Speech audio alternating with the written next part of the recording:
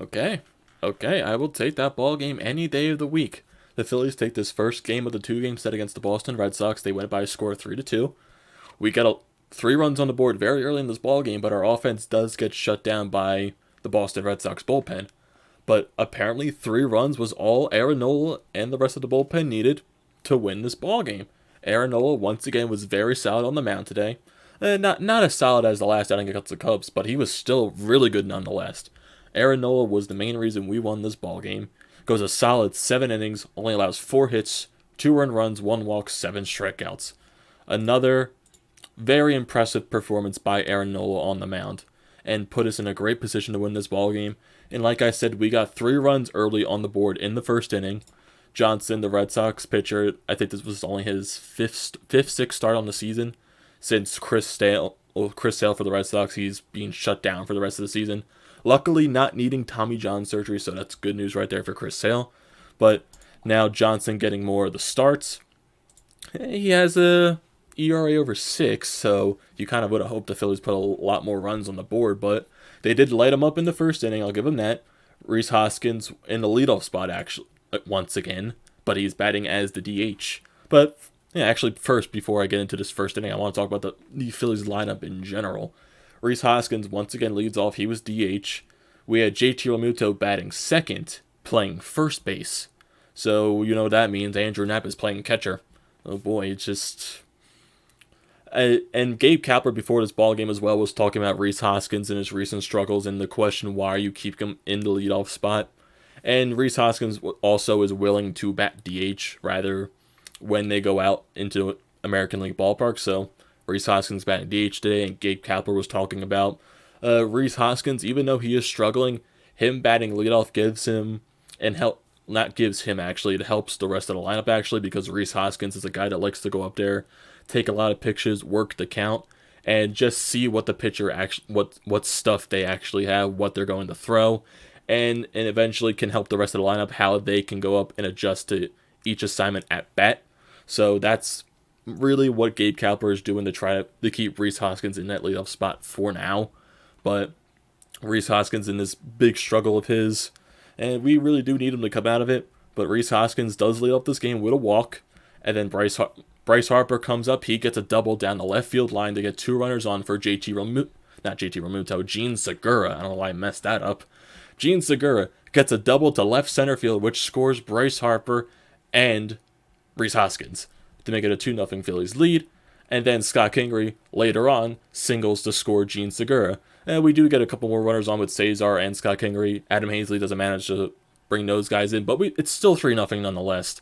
And you also would think 3 runs in the way Aaron Nola has been pitching lately, 3 runs could possibly be all he needed, and thank God it was.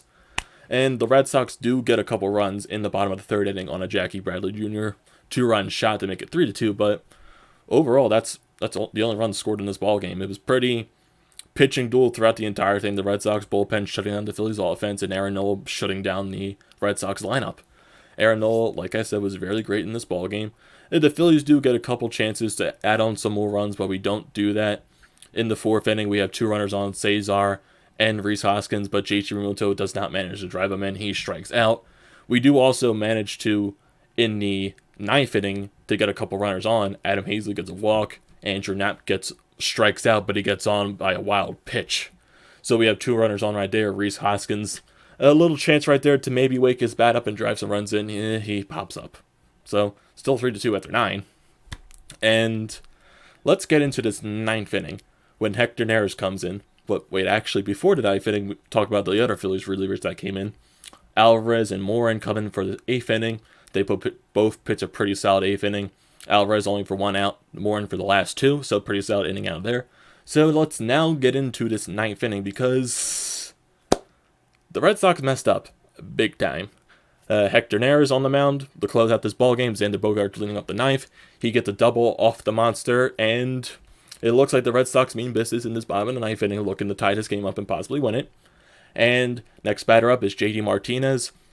It's a ground ball right to Gene Segura, and the worst possible base running mistake you could possibly make. The ball was hit right in front of Xander Bogaerts, and he still continued to run to third base. Gene Segura threw him out by like a couple inches. And just from Xander Bogaerts' perspective, what the hell are you doing? That was the worst base running mistake you could possibly make in that situation. Instead of staying on second base with one out, you get the force out with yourself out at third base, and you only have the guy on first. So, kind of bonehead decision right there from Xander Bogaerts. And I'll also give it to Gene Segura too, because heads up play really made a quick throw to Scott Kingery to get him out. So, Phillies got a break there, get the first out of the inning. And then Andrew Benintendi comes up. They do pinch run for JD Martinez to get some faster guys on base. So, one man on, one out, Andrew Benintendi. And once again, lines out to Gene Segura, who then throws the runner out at first for a double play to end this ballgame. So, I wouldn't say it's a base running mistake because, hey, you really can't judge on a line drive whether that's going to go by or not, but Gene Segura did manage to catch the ball and he caught the runner off the base. So, he managed to get a double play right there. So, there's not that much to go on in this ballgame because not much really happened besides that ninth inning in the first inning when all the runs were scored. And that ninth inning was just an incredible boneheaded decision by Xander Bogaerts. I can understand all the Boston Red Sox fans who were pissed after that situation because that play was just incredibly stupid. It was just dumb. And you don't really see that many mistakes made by Xander Bogaerts, nor does Boston Red Sox land because it's one of the best in baseball. But just in that moment, it was a terrible decision. Just a sloppy base running mistake, and it possibly cost him the ball game because in my mind, when you see Hector Neris giving up a leadoff hit, especially a double, he's just, oh my god, he's going to blow the save once again. But he got lucky, and Xander Bogaerts made that mistake on the base paths, and we got the first out of the inning. And then thank God to Gene Segura just making all those defensive plays in that ninth inning. Just thank God. Ugh. And I just want to compliment Aaron Nola even more because that's just how much he shut down this Boston Red Sox lineup. He only allowed 4 hits in this ball game. Just the entire lineup for the Red Sox just didn't look that good. Yeah, they got a couple hits here and there, just like the 4 from Aaron Nola, but in total they only had 6. Had a couple guys on base. They had their chances to score runs, but they couldn't. Aaron Nola shutting them down. Bullpen, like I said, Alvarez more in there is coming in there and doing the job that they had to do. And you can also say the same thing for the Boston Red Sox bullpen. They shut our offense down since that first inning.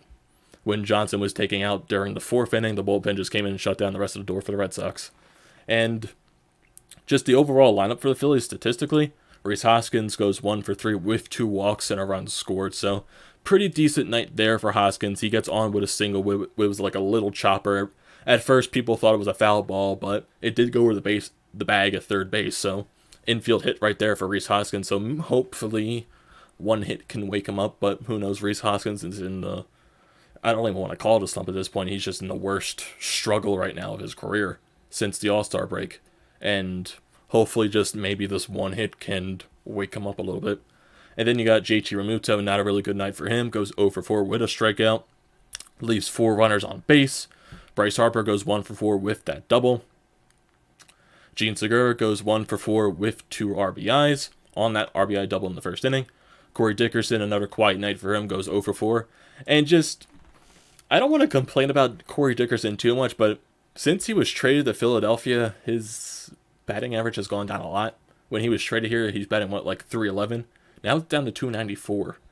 And it's just, I know we traded him for his bat and his fielding, but just the hitting hasn't been there lately. Just hopefully he can get that going back, get his average above 300. Even though 290 batting average is nothing to cry about, but it's still a pretty good average, but I would rather see that over 300 because he is a 300 hitter lately. So hopefully he can wake that up. Scott Kingery and Cesar Hernandez, they both go 2 for 4 on the night. And Adam Hazley goes over 3 with a walk. And then good old Andrew Knapp goes over 4 with 4 strikeouts. Yep, you're not going to get much out of Andrew Knapp. So what else do you expect right there? Just not much right there out of Andrew Knapp. Good old Andrew Knapp, not going to get you anything but 4 strikeouts. He's just a terrible hitter. And I kind of understand putting Andrew Knapp at the catcher point and putting JT at first. Gabe Kapler wants to get JT, quote-unquote, off his feet. But technically he's not off his feet. He's at first base. But get him out of the catcher stance for an entire game and JT also states that he would rather play first base than DH because he's just not comfortable doing it and he doesn't like it. So pretty understandable there. Saying also with Rhys Hoskins saying he wouldn't mind playing DH when they go out and play the American League. So all works right there. But, Andrew Knapp with his 4 strikeouts, he's not going to provide you much offensively anyway. So Going back to the standings, we are 65 and 60. Before this ball game, I think we were 2 games behind the Chicago Cubs for the second wildcard spot. So with this win, we are a game and a half behind the Cubs right now. But as of now, the Cubs are beating the San Francisco Giants, currently 5-3. But it's also good news because the Milwaukee Brewers are losing to the St. Louis Cardinals.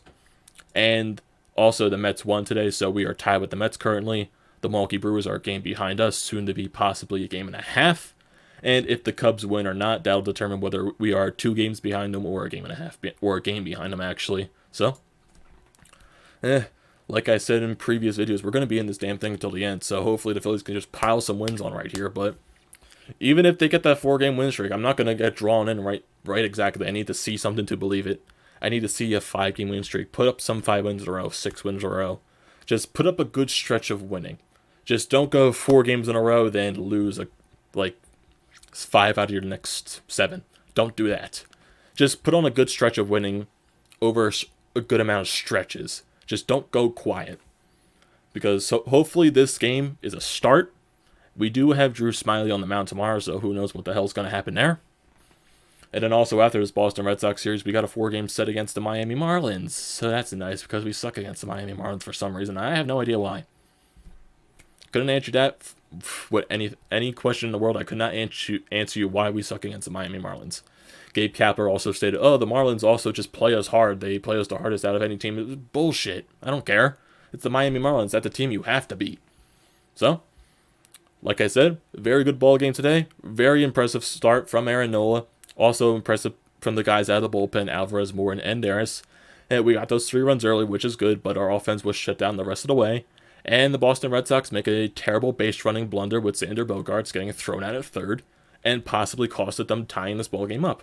So, Phillies win this ball game by a score of 3-2. So, what are your thoughts on this ball game? What are your thoughts on going into tomorrow with Drew Smyly on the mound?